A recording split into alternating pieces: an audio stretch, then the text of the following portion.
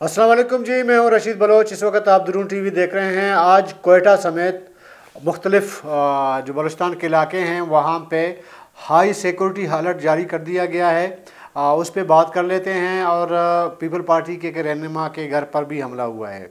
तो आगे बढ़ने से कबल आपने हमें सब्सक्राइब करना है, अपना फीडबैक देना है और घंटी का बटन दबाना है। अच्छा, सबसे पहले पंजगुर की बात करते हैं। पंजगुर एक शोरश ज़दा ज़िला है। अब बलूचिस्तान के बाकी भी ज़िलों की बनिस्बत आज पीपल पार्टी का रहनुमा है, हल्का NA 258 का उम्मीदवार भी है और साबिक डिप्टी चेयरमैन सेनेट भी रह चुके हैं, साबिर बलोच साहब।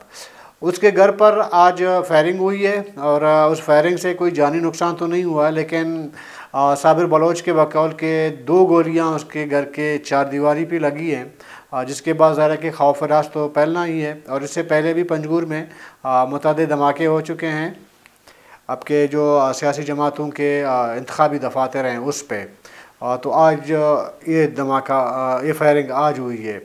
तो ये एक सूरत हाल है। कल क्या पूरा दिन जो है थोड़ी सी अमन और शांति देखने में आई। कहीं पे कोई बम धमाका रिपोर्ट नहीं हुई, लेकिन रात गए तक जो अब मैंने आपको अपडेट भी किया था, मुंगचर में जमीयत उलमा इस्लाम के इंतखाबी दफ्तर पर एक हैंड ग्रेनेड फेंका गया। ये सूरत हाल वो तो है ही है, लेकिन ऑफिशियली कोयटा में एक हाई सिक्योरिटी अलर्ट जारी कर दिया गया है।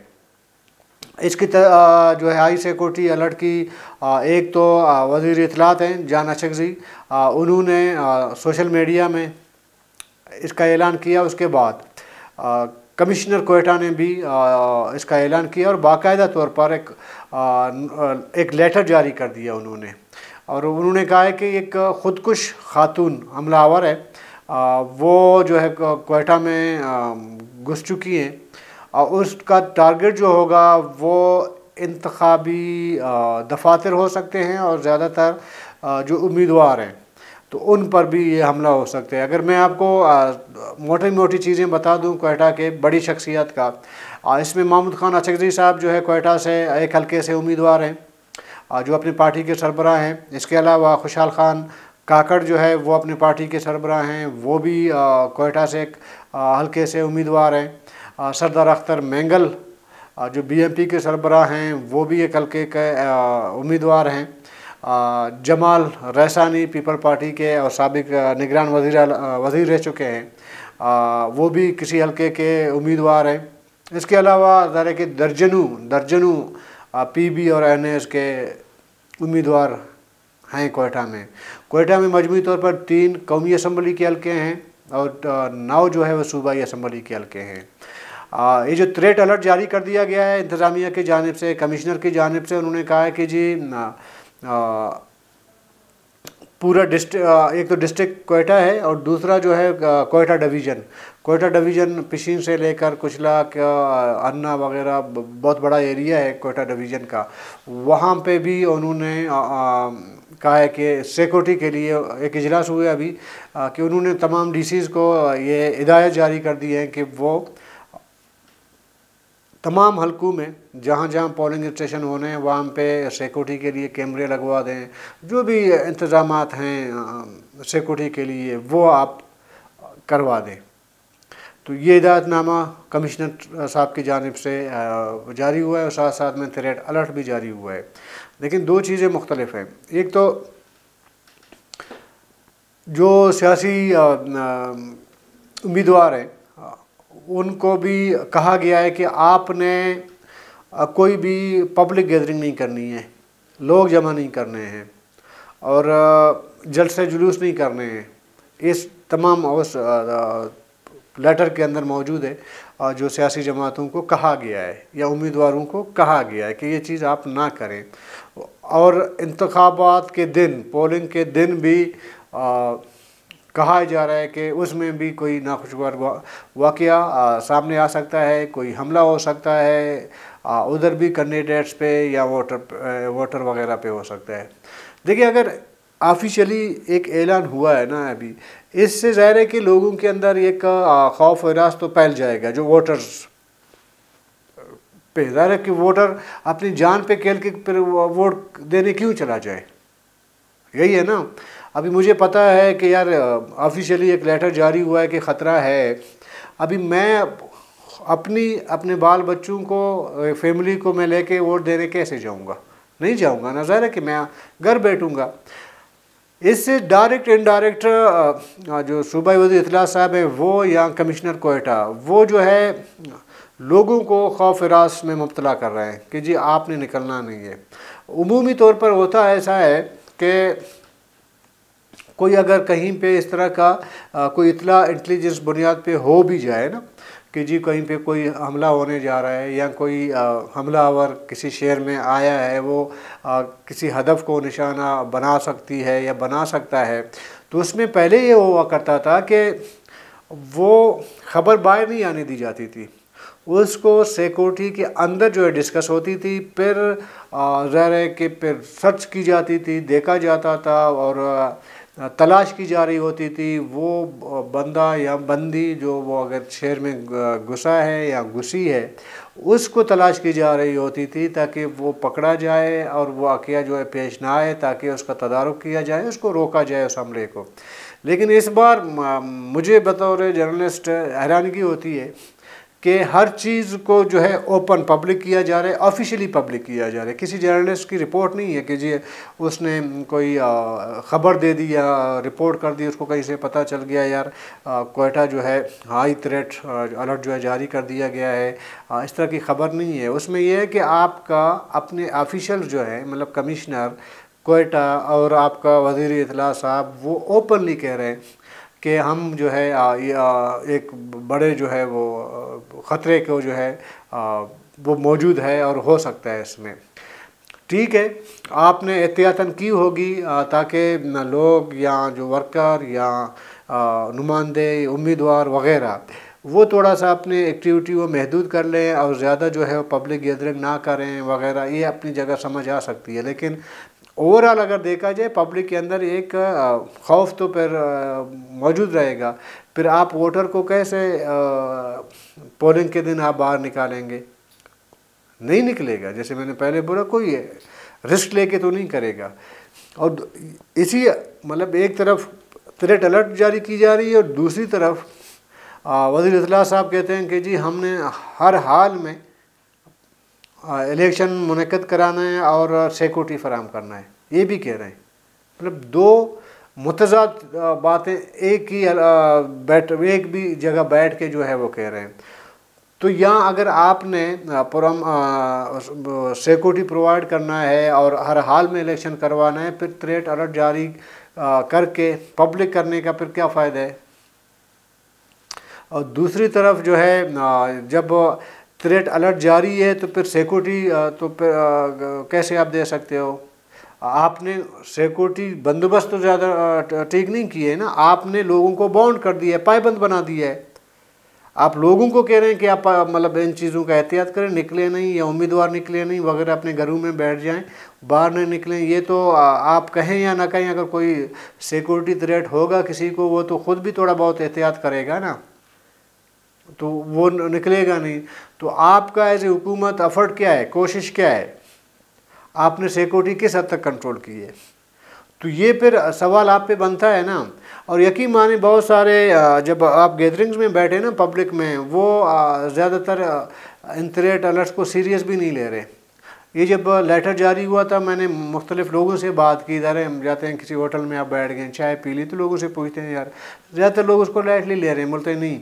उसकी वजह ये है कि शायद वज़ीर इत्तला साहब ने अपना जो एतबार है वो ज़ाहिर है उसने लूज़ किया होगा, लोग उसकी बातों पे। और ये यकीनी मैं अब क्योंकि हम आवाम के अंदर हैं, आवाम से पूछते हैं, वो आपका जो एज एक मिनिस्टर एक ज़िम्मेदार पोजीशन में बैठे हुए हैं, आपका ज़ाहिर है कि स्टेटमेंट को लोगों को सीरियस लेना चाहिए। लेकिन आपने बहुत सारी चीज़ों को इस तरह पेश किया है जो बाद में उस तरह हुए नहीं है, तो इसलिए लोग ज़्यादा एतबार भी नहीं करते हैं इनके थ्रेट अलर्ट्स पे। हाँ, बहरहाल जब कमिश्नर ने थ्रेट अलर्ट जारी कर दिया, लेटर जारी कर दिया, इससे थोड़ा बहुत लोग शायद ये समझ रहे हैं कि यार हो सकता है थोड़ा ये मामला सीरियस हो। लेकिन जो हमारे वज़ीर इत्तलात साहब के जो सोशल मीडिया में एक्स पे जाके पोस्ट करना है या बाकी सोशल मीडिया के प्लेटफॉर्म पे, उस पे लोगों का एतबार ख़त्म हो गया है। ये मैं आपको ईमानदारी से कह रहा हूँ, बगैर किसी लगी लिपटी के। आप जाएं कोयटा शहर में कहीं पे जाके आप बैठ जाएं, लोगों से मिलें, आप पूछें जी वज़ीर इत्तलात साहब ने ये कहा है, वो उसको मज़ाहिया लेंगे, वो मजाक उड़ाएंगे, उस पर ज़्यादा लोगों का ध्यान नहीं है। लेकिन जो कमिश्नर कोयटा की जानिब से या उसके दफ्तर की जानिब से जो थ्रेट अलर्ट जारी हुआ है, इससे थोड़ा बहुत जो है एक खौफ पैदा हो गया है, ये सूरत हाल मौजूद है। और वैसे भी अगर देखा जाए ना, गुज़िश्ता 5 दिनों के अंदर, 5 दिन के अंदर, कल रात तक आज सुबह तक की, उसमें 3 दर्जन से ज़्यादा बम धमाके हुए कोयटा समेत पूरे बलूचिस्तान में। हमने तो वक्तन फ़वक्तन अपने व्यूवर को इस पे अपडेट भी किया है, हमने कहा है कि किन किन इलाकों में। और साथ में ये भी हमने आपको बता दिया था कि 8 फरवरी के दिन शायद बलूचिस्तान के मुख्तलिफ़ इलाकों में नेटवर्क बंद कर दिए जाएँ।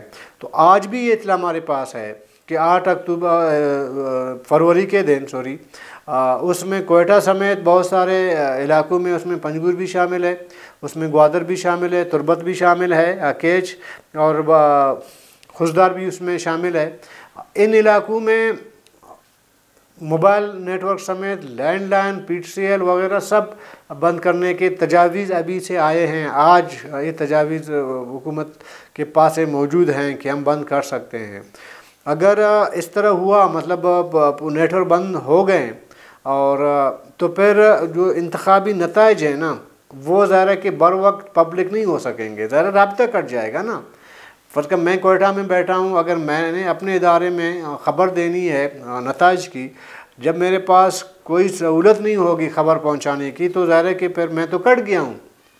हो सकता है उस दिन मैं आपके साथ जैसे अभी बात कर रहा हूँ वो भी ना हो, जब ज़ाहिर नेट नहीं होगा तो मैं कैसे आपके साथ अपनी चीज़ें मैं आपको शेयर कर, अपडेट्स कैसे शेयर कर सकता हूँ, ख़बरें कैसे शेयर कर सकता हूँ, ये मैं अपने इदारे को कैसे शेयर कर सकता हूँ, एक दूसरे से राबिता कैसे होगा।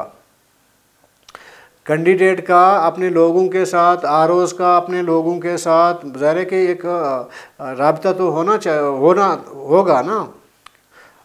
सुबह 8 बजे से जब आप पोलिंग शुरू करेंगे और शाम 5 बजे तक ये चलेगा, इस बीच में आपका राबिता भी रहेगा। उसके बाद काउंटिंग का सिलसिला शुरू होगा, राबिता एक दूसरे से। अगर ये नेटवर्क बंद कर दिए गए, और ज़्यादा इम्कानात हैं कि बंद होंगे, जिस तरह के थ्रेट अलर्ट जारी हो रहे हैं ऑफिशियली, ख़ुदकुश बम्बार की इतला भी आ रही है कि कोयटा शहर में घुसे हैं। ये तो दारुल हुकूमत है, उसकी सूरत हाल ये है। आप फिर बलूचिस्तान के दूर दराज के जो इलाके हैं ना, फिर उसका आप सोचें कि उधर की सूरत हाल क्या हो सकती है। कोयटा तो फैस है ना बलूचिस्तान का, यहाँ पे इस हद तक जो है मामला गया है कि और इससे पहले भी मैं आपको कोयटा सिर्फ नहीं, हमने आपको अपडेट किया था कि खुशदार के लिए भी एक थ्रेट अलर्ट जारी हुआ है कि वहाँ पे भी खातून खुदकुश हमला दाखिल हो गई है। मस्तूं के लिए भी जारी हुआ था, डेरा बूटी के लिए भी जारी हुआ था, बोलान के लिए भी जारी हुआ था, कोलू के लिए भी जारी हुआ था। 5 इलाकों का अजला का। तो इससे पहले एक इतला आई थी, ख़बर आई थी, ऑफिशियली आई थी कि यहाँ पे पुलिस की जानिब से, इंतज़ामिया की जानिब से ख़बर आई थी कि यहाँ पे ख़ुदकुश खातून दाखिल हो गई है। और वही ख़ुदकुश का जो इतलात या जो थ्रेट अलर्ट है वो आज कोयटा तक पहुँच गया कि कोयटा में भी जो है एक खातून, बाकायदा तौर पर खातून पहुँच गई है, उसका एक टारगेट है वो ये। तो इसका मतलब कोयटा समेत 7-8 ऐसे अजला हैं या हल्के हैं, हल्के नहीं अजला लें, बाज़ ज़रे के ज़िलों में 2-3 हल्के भी हैं। तो इसमें ऑलरेडी जो है ख़ुदकुश हमले की जो है वो अलर्ट जारी कर दी गई है। तो यहाँ पे तो डेफिनेटली जो लग रहा है, जहाँ पे तजवीज़ आ रही हैं कि नेटवर्क बंद कर दें, ये तो होंगे ही होंगे।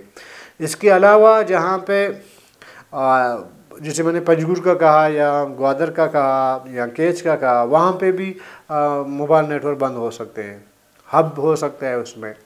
तो ये तजावीज़ हैं। तो आप यूँ समझें 99% ये इम्कानात हैं कि इन इलाकों का 8 फरवरी के दिन बाकी पूरी दुनिया से राबिता मुनक़ता हो सकता है, पूरे एक दिन के लिए, पूरे एक दिन के लिए, मतलब 1 घंटे 2 घंटे के लिए नहीं, पूरे दिन के लिए।